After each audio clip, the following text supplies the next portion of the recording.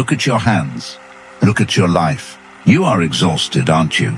Not physically, soul exhausted. You have done everything right. You followed the script. You were kind when they were cruel. You were generous when they were greedy. You stayed silent when you should have screamed. You told yourself that being the bigger person would eventually pay off, that the universe keeps score, that if you just gave enough of yourself, the world would finally give something back. But it didn't. In fact, the opposite happened. The more you gave, the more they took. The more you forgave, the more they offended. You are not respected, you are used. You are not a priority, you are an option. And deep down, in the quiet corners of your mind where you don't like to look, you know exactly why. You have mistaken weakness for virtue. Robert Greene, a man widely known for his understanding of power and human behavior, revealed truths that most people avoid. He showed that in a world of wolves, the man who plays the sheep doesn't get rewarded, he gets eaten. Today, we are going to perform a surgery on your personality. It will be painful. It will require you to kill the version of yourself that seeks approval. But I promise you this, by the end of this video, you will understand why your goodness is actually your greatest liability, and you will learn how to transform it from a chain that binds you into a weapon that serves you. But first, you must admit that the way you are living is not working. You are bleeding out, and no one is coming to save you. Let's begin. Question for you. Have you ever felt like your kindness is being taken for granted? Comment below yes or no, be honest. Here is the brutal truth about human nature. We do not attack what is strong. We attack what is safe to attack. When you are relentlessly good, when you are always agreeable, always available, always forgiving, you are not signaling virtue. You are signaling safety. You are broadcasting a frequency that predators pick up on immediately. You are telling the world there is no cost to hurting me. Think about the people in your life who get the most respect. Are they the nicest? Are they the ones who apologize for taking up space? No. The people who command respect are the ones who have boundaries. The ones who are capable of saying no without an explanation. The ones who, if crossed, will make you regret it. Robert Greene famously said, "A man who wants to act virtuously in every way necessarily comes to grief among so many who are not virtuous." This isn't cynicism, it's mechanics. If you walk into a cage of hyenas and offer them your hand, they will not shake it. They will tear it off. And it's not because they are evil. It's because they are hungry and you made yourself food. You have likely convinced yourself that your lack of boundaries is a sign of your moral superiority. You tell yourself, "I don't fight back because I am peaceful." Wrong. You don't fight back because you are harmless.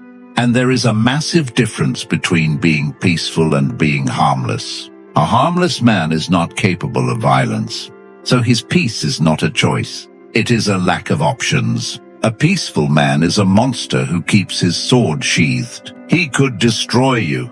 He chooses not to. That is virtue. That is power. If you cannot be dangerous, you cannot be good. You are just weak.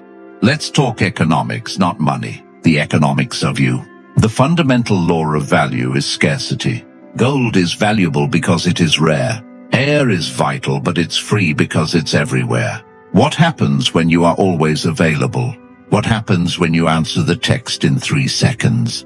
What happens when you drop your own priorities to fix someone else's mistake? What happens when your yes is automatic? You flood the market with your presence. You cause hyperinflation of your own value. When you are always there, people stop seeing you as a gift. They start seeing you as a utility like running water or electricity. You only notice the electricity when it goes off. As long as it works, you don't thank the outlet. You just plug in and drain it. You have become the outlet. Robert Greene understood that a leader, or any person of power, must maintain a certain distance. Contempt, he noted, is the thing most to be avoided. And nothing breeds contempt faster than familiarity without boundaries. By being good all the time, you have made your kindness cheap. You give it to people who haven't earned it. You give it to people who disrespect you. You give it to people who give nothing back. And because it costs them nothing to get your help, they value your help at exactly the price they paid. 0. To reclaim your power, you must manufacture scarcity. You must withdraw. You must become harder to reach. You must make your yes expensive. When you say no, you're not being mean. You're raising your stock price. You're teaching people that access to your energy is a privilege, not a right. And watch what happens. The moment you pull back, the moment you stop over-functioning, the moment you let them fail without rescuing them, suddenly they will start looking for you. They will call you changed. They will say you are acting different. Good. Let them wonder. Do you think pulling back makes people value you more? Comment below yes or no. This is the darkest pill to swallow. You believe that if you save people, they will love you. You believe that your generosity creates loyalty. It does not. It creates debt, and people hate being in debt. When you constantly solve other people's problems, when you play the savior, you are not just helping them, you are humiliating them. You are subconsciously signaling, I'm competent, and you are not. I can handle this and you cannot. At first they are grateful. Thank you so much, they say. I don't know what I'd do without you. But time passes, and that gratitude turns into dependency. And dependency breeds resentment. No one likes to feel helpless. No one likes to feel like a child who needs a parent to tie their shoes. People go to protect their own ego. They will begin to resent the very hand that feeds them. They will find flaws in the way you helped. They will say you are controlling or condescending. They will bite you. Robert Greene saw this clearly in the courts of Italy. He watched princes buy loyalty with gifts only to be betrayed by the very men they enriched. Why? Because the beneficiary eventually wants to prove they don't need the benefactor. The only way to prove their independence is to destroy the person who helped them. If you are the fixer in your family or friend group, stop. You are robbing them of their own struggle. You are stealing the lessons they need to learn to become strong, and you are making yourself the villain of their story. True goodness is not carrying someone else's burden. It is letting them carry it, even if they stumble. It is respecting them enough to let them suffer the consequences of their own actions. Stop trying to buy love with servitude. It is a currency that has no value in the real world. Comment below, how do you balance helping others without enabling them? Here is where we look in the mirror. You say you are a good person. You say you give without expecting anything in return. You are lying. We all have what psychologists call covert contracts. These are silent agreements you have made in your head with other people, but you never told them about it. The contract looks like this. I will listen to your problems for 3 hours, and in exchange you will ask me how my day was. I will work late and cover your shift, and in exchange you will respect me and promote me. I will sacrifice my happiness for you, and in exchange you will never leave me. But here's the problem. They never signed the contract. They don't even know the contract exists. So when they don't ask about your day, or when they promote the loud guy who does half the work, or when they leave you, you feel betrayed. You feel cheated. You scream, after everything I did for you. And they look at you confused because they didn't ask you to do everything. You did that to yourself. This goodness is not charity. It is manipulation. You are trying to control how people treat you by overgiving. You are trying to guilt-trip the world into loving you, and it never works. Robert Greene advises us to see things as they are, not as they should be. The reality is that people act in their own self-interest. If you give without setting terms, they will take. That is not malice. That is gravity. Tear up the covert contracts. If you do something, do it because you genuinely want to, with zero expectation of a return. If you cannot do that, don't do it. If you want something, ask for it. If you have a price, name it. I can help you with this project, but I need you to handle the client meeting. I can listen for 10 minutes, but then I need to get back to work. Clear terms, no hidden debts, no silent resentment. This is how a strategic person operates. This is how you stop being a victim of your own expectations. Have you ever felt like you were doing things for others with unspoken expectations? Comment below. How can we set clear boundaries without feeling guilty? Robert Greene's most famous metaphor is the lion and the fox. The lion cannot protect himself from traps, and the fox cannot defend himself from wolves. One must therefore be a fox to recognize traps, and a lion to frighten wolves. Most good people are neither. They are sheep. They have no claws to fight the lion, and no cunning to see the trap, the fox. They just graze blindly, hoping the butcher doesn't come today. To survive and to actually do good in the world, you must integrate your shadow. This brings us to the concept of strategic cruelty. It sounds horrific. It sounds like everything you are against. But listen closely. Sometimes the kindest thing you can do is to be cruel. If a surgeon cuts you open with a knife, is he attacking you? No, he is inflicting trauma to save your life. If he was too nice to cut your skin, you would die. His cruelty is strategic. It serves a higher purpose in your life. You must learn to wield the scalpel. Cutting a toxic friend out of your life is not mean. It is strategic cruelty to protect your peace. Firing an employee who destroys the team's morale is not mean. It is strategic cruelty to save the business. Breaking up with someone you don't love is not mean. It is strategic cruelty to stop wasting their time. The nice person drags these things out. They avoid the conflict. They let the toxicity spread because they don't want to be the bad guy. And in doing so, they cause 100 times more suffering. The Robert Greene acts swiftly. If the limb is gangrenous, cut it off. Do it cleanly. Do it quickly. Do not saw at the bone. You need to develop the stomach for short-term conflict to achieve long-term peace. You need to be willing to be disliked today so you can be respected tomorrow. Have you ever had to make a tough decision for the greater good, even if it meant being seen as cruel? Comment below, what did you learn from that experience? Society conditions you to be a sheep because sheep are easy to control. You've heard the messages since childhood. Turn the other cheek. Don't rock the boat. Be a good boy. Be a nice girl. Who benefits from that programming? Not you. Your boss benefits. Your government benefits. The marketers benefit. The toxic family members benefit. They need you to be compliant. They need you to be afraid of asserting yourself. They weaponize your own morality against you. When you try to set a boundary, what do they say? Oh, so you're too good for us now. You've changed. I thought you were a kind person. That is a trap. That is them using your desire to be good as a leash to pull you back into submission. Robert Greene wrote, "Everyone sees what you appear to be. Few experience what you really are." He taught that you should appear virtuous. Yes, maintain the social graces. Be polite, smile, but do not let the mask become your face. Behind the smile, you must be calculating. Behind the politeness, you must be observing.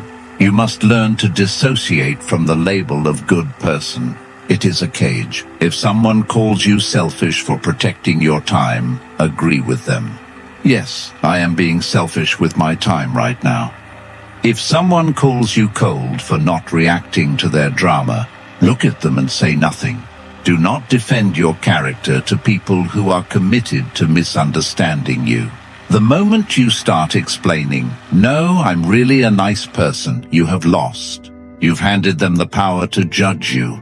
Take the gavel out of their hands. Judge yourself. Have you ever had to defend your character when someone misunderstood your actions? Comment below, how do you handle being misunderstood? Let's talk about the physics of goodness. Energy is finite. You wake up with a certain amount of fuel in the tank. Every interaction, every decision, every favor, every emotional reaction burns fuel. The problem with the pathological good person is that they have a hole in their tank. They leak energy everywhere. They worry about what the barista thinks. They worry about an email they sent 3 days ago. They take on the emotional weight of their partner's bad mood. By 2 p.m. they are empty. They are running on fumes. And who gets the worst version of you? The people who actually matter. You give your best energy to strangers and co-workers. And you come home to your spouse and children exhausted, irritable, and hollow. You snap at the people you love because you spent all your patience on people you don't even like. Is that good? Is that virtue? No, it is negligence. You are neglecting your primary duties to service secondary characters.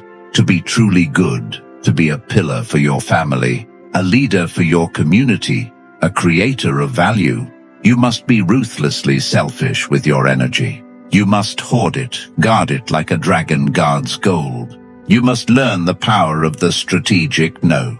Every time you say no to something that doesn't matter, you are saying yes to something that does. No to the draining happy hour is yes to the gym.